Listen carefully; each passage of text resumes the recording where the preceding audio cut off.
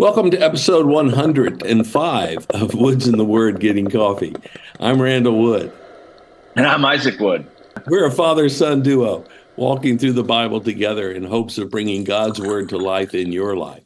Pour a cup of coffee and join us. Well, Isaac, I'm bringing out the Braves Cup today, hoping it brings them some good luck. They got spanked again last night by the Nationals. I don't know what's up with that, but life goes on. And we're still joyful, even though you can still find joy in the hard times. But you tripped up over that 105. I can't believe also that it's 105 episodes of this that we have done. But it has been a joy to do that you through this process. So we'll look forward to kind of unwrapping a little bit of that as we continue to talk about the fruits of the Spirit. Very important stuff. That's right. We're living the fruit-filled life, friends. And last time we talked about the first fruit of the Spirit, which is love. Today we get to talk about joy. And let me just again remind you of that list of the fruit of the Spirit in Galatians 5. We'll just read verse 22 today. We won't go back and read everything that's bad in life that we want to stay away from. But the contrast of that is, as Paul says, but the fruit of the Spirit is love, joy, peace, patience, kindness, goodness, faithfulness, gentleness, self-control. Against such things there is no law. And so if you're curious about what we're going to be talking about for the next few weeks, that's the list, because we're going to go through all 9 of them. And this is the second one. We're going to talk about joy and how our joy is anchored beyond our circumstances. You've probably heard people say that happiness is based on your circumstance and joy is based far beyond that. Adrian Rogers rightfully said there's a difference between happiness and joy. Happiness depends on what happens. That's why we call it happiness. If your hap is good, you're happy. If your hap is bad, you're unhappy. Sometimes we have bad haps in life. But you don't have to be happy all the time. You weren't designed to be happy all the time. But joy is constant and should be flowing out of what is true on the inside of us. Now, we remember that Jesus was a man of sorrows. Jesus wept, Dr. Rogers said. He was not happy all the time, but he was full of joy. Even while facing the cross, he told his disciples, "These things have I spoken to you, that my joy may remain in you, and that your joy may be full." So Jesus said you can be full of joy even though when you're walking on your way to the cross. And so the joy of the Lord is a constant. The joy of the Lord is your strength, Nehemiah said. And then Dr. Rogers says this, which I think is key. Happiness is like a thermometer. It measures what's going on around you. But joy is like a thermostat. It actually controls the conditions, regardless of what's happening around you. So what are your initial thoughts on joy this morning? This is such a key conversation, as all of these are and will be. The fruits of the Spirit. It's amazing how the effect that the Spirit has on our lives transforms our thoughts and feelings. Whereas happiness is very much a feeling. And in today's world, we put too much stock in feelings. That is for sure. But happipiness is something that we've literally built a country on the pursuit of it. Good point. That having the freedom to, in our human minds, pursue happiness, and that we chase after happiness, and the dirty little secret on happiness is that you never completely have it forever. You're always chasing after it because there's always sadness. There's always frustration. There's always anger in life that will come and affect your circumstances. No one is ever in circumstances that completely produce happiness all the time. Right. And so our human efforts pursue surface level feelings, and happiness very much is one of those. We pursue perfect circumstances. Right. We try to control them. because that's what affects happiness. But the spirit goes to the core of who we are and says, I can produce joy inside that will overflow. And regardless of your circumstances, you can feel my perfect happiness. Joy is so much more than happiness. Happiness is it's really just a human reproduction of joy, us trying to Right. produce the Yeah. joy of God. Good God's call. joy penetrates to the core of who we are, and that the core of who we are isn't affected by what's going on around us. And so joy, like all the other fruits of the spirit, is a fruit of the spirit's work in us. And so it's so much more. Joy is so much more. Life with God, the spirit, the fruits of the spirit is so much more than the life that we can live on our own, under our own human understanding, chasing after our feelings and following our own selfish desires. And so I've thought about it this way as I've been thinking about it this week. And in the Hebrew, in the Old Testament, there are all these different words for joy. It's like you can't really pin them down on which one is. But the big idea of all of them is an exceeding gladness of heart. It's a gladness of heart, but it's far beyond what you can describe with words. And that's why they take all these different words to describe it. But it's an internal quality. That's the way I'm thinking of it. It's an internal quality based on your eternal reality. It is a fruit of the spirit, which means your life has been changed for all eternity. And that holy eternal spirit is producing that joy in your life. And then that internal delight spills out of you over everything external. And so joy impacts all your externals, your relationships, your circumstance. It is why it's called a thermostat, because it controls how you respond to your circumstances, because it's what's spilling out of what's true inside of you because of the eternal realities of what God has done in your life. So that has nothing to do with your circumstances. It's so far beyond. So happiness is based on the temporary condition of what's going on around you.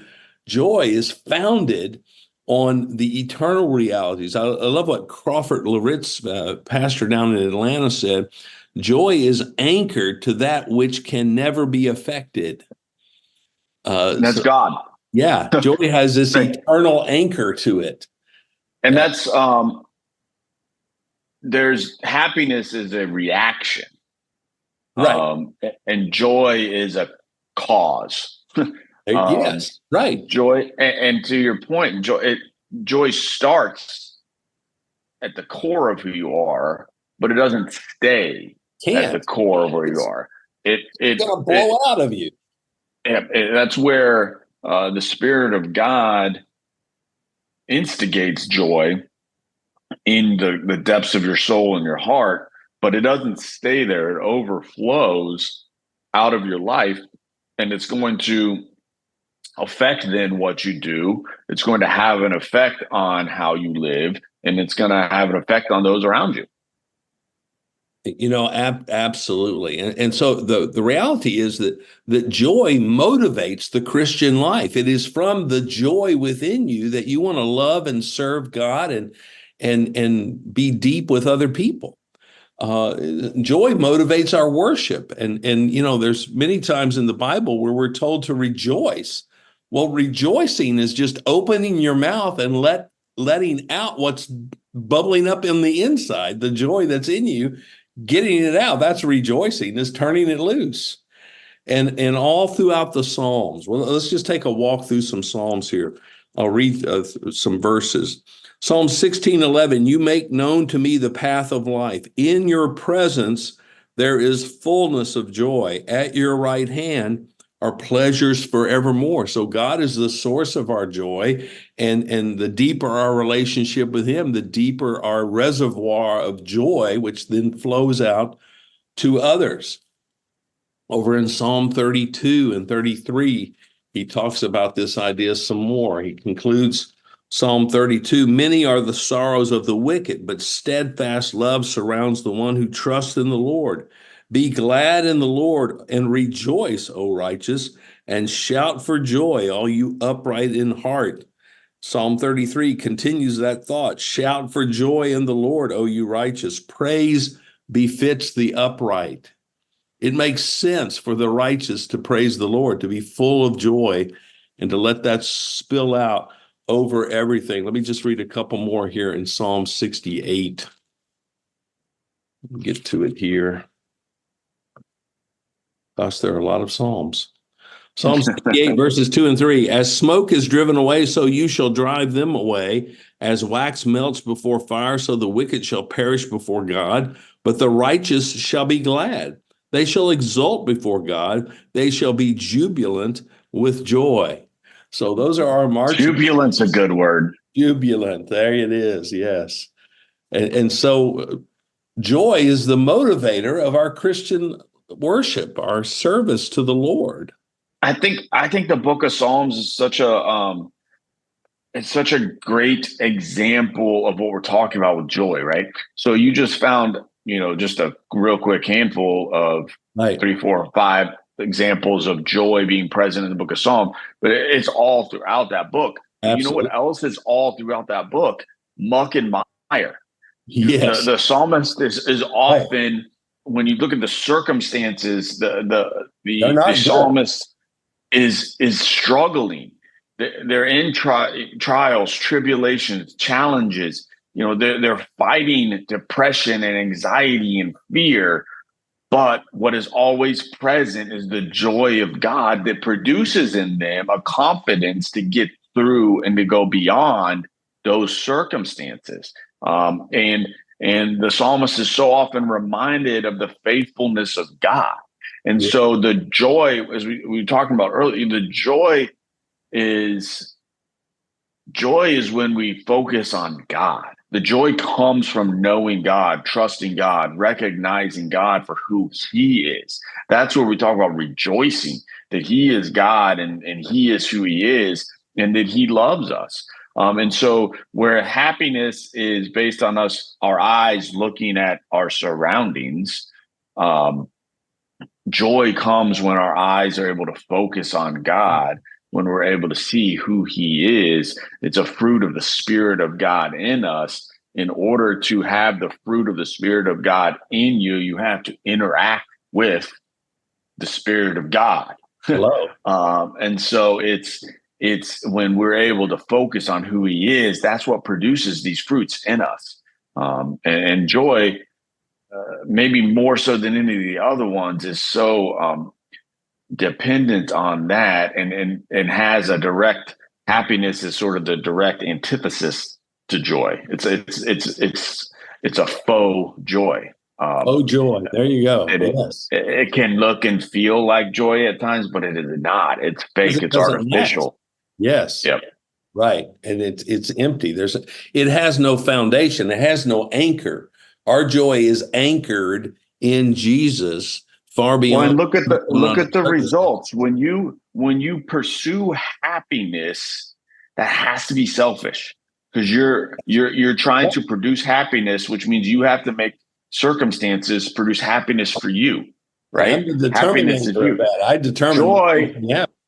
As we're talking about, joy motivates you to invest in others. As it motivates the Christian life, the joy in you, because it's from God. God designed you to serve others, to sacrifice yourself and to serve others. He designed you to have this overflow of the fruits of the Spirit in you. And so the pursuit of happiness is a selfish pursuit, because you can only produce happiness based on surroundings, and happiness just stays within you. Yeah. Happiness is not contagious. Joy is. Yes, it is. And so let me give you Psalm 100. Make a joyful noise to the Lord, all the earth. Serve the Lord with gladness. So your service is motivated by your joy. Come into his presence with singing. Know that the Lord, he is God. It is he who made us, and we are his. We are the people, the sheep of his pasture. Enter his gates with thanksgiving, his courts with praise. Give thanks to him, bless his name.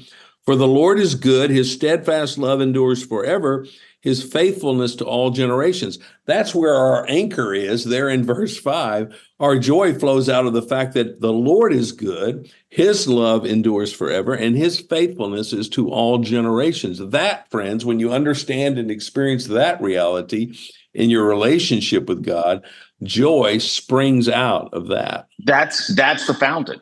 That's the fountain that that there is a God, he is good, and he loves you, and he's faithful to you. And like when you can depend on that, regardless of your circumstances, and this is what Psalms is, right? Book after book, chapter after chapter in Psalms is, my circumstances are awful, but you are faithful. You love me and you are faithful. And I believe that, and that produces joy in me.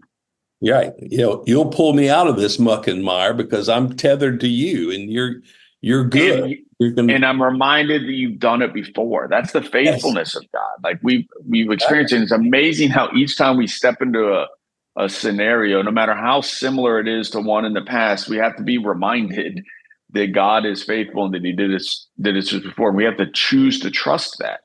And just the motivation of joy, that it motivates us to serve. Yes, but that there's this element of fulfillment that God has called us to a life. He's created us for a purpose, and that purpose has accomplishing that purpose with him and through him has a joy, a growing joy that's attached to it. In Hebrews, it talks about that Jesus went to the cross for the joy that was set before him. Yeah. So accomplishing his purpose on the cross, he knew would produce more joy. It wasn't that he didn't have any joy. Yeah, no, but he was looking forward to the future joy of that. It produces this joy of fulfillment and we are not going to the cross to die for the sins of the world, but we have our own purposes that God has put us on this planet that come with challenges and struggles to get there. And we can accomplish those for the same joy that is set before us, that there's a joy and fulfillment in knowing that you're stepping into what God has made you to be. Right. And Paul was able to endure everything he suffered. He referred to them as momentary light afflictions. You read the list. You're like, that's not on my list of momentary light afflictions. Okay, those sound like big deals. But in his view, because of the joy that he knew awaited him, the eternal weight of glory, he said they don't compare to the eternal weight of glory, which is the joy of faithfully serving the Lord. And so he knew what he was looking forward to, so he could endure hard things in the midst of doing what he knew God had called him to do, and that would bring joy in his life. So friends, think of the most joyful people you know, because you want to hang around with them, because joy is contagious. It spills out of people onto everything they touch, including their friends and family. And so if you feel like you're not living the joy-filled life, maybe you need to hang out with and study some joyful people and see where they're getting it from and how they're living. And maybe that will help you. I've certainly met some very joy-filled people in my life, and they have been a help and encouragement to me in my experience in the Christian life. And so there's a verse also that means a lot to me, Isaac, and you're an example of this for me. 3 John 4, John said, I have no greater joy than to know that my children are walking in the truth. And that's biological children, but it's also the children in the faith, the people we've invested in over time. Maybe the folks who are listening to this podcast would bring us joy by letting us hear from them and how they're walking in the truth. and how this podcast has been helpful to them. So live in joy, friends. It begins on the inside. It starts with your personal relationship with the Lord Jesus, and then from that it flows out and spills over everything in your life as you serve the Lord with joy. Yeah, and so there's two questions there, and two challenges for us all, right? So do you have that joy inside? Can you identify the joy of the Spirit that has been fruitful inside your life, that you can feel the joy of God? But then the next step, the next level of that then is, are you letting it out? Are you letting that joy out? And I know that's a challenge for all of us, right? Like there's so much going on around us, so much in this world that's happening, so much that we allow to be placed on our shoulders. But the joy starts by being able to give all the struggles and challenges of life over to God, and to trust Him, and to believe that what He has said is true. And when you do that, the joy of God fills your heart. But then it's the faithfulness of God to produce that, but then it's the faithfulness of us to then go live it out. And so pursuing Him is what produces the joy inside of us, but then following Him and being obedient to what He's called us to do in our life is then what allows that to spill out into the world around us. And so we weren't called just to be full of joy and then be done. It's to spread joy. And you mentioned it's contagious, but if you're never around people, if you're never interacting with people, then it doesn't matter what you got. Nobody can catch it. That's right. Yeah. So get out there and spread some joy. Let it out, because it's bubbling up within you. It needs to be expressed, and there are people waiting to get your joy all over them. Yeah, go sneeze some joy on somebody. All right. And God bless you as you do. We'll see you next time.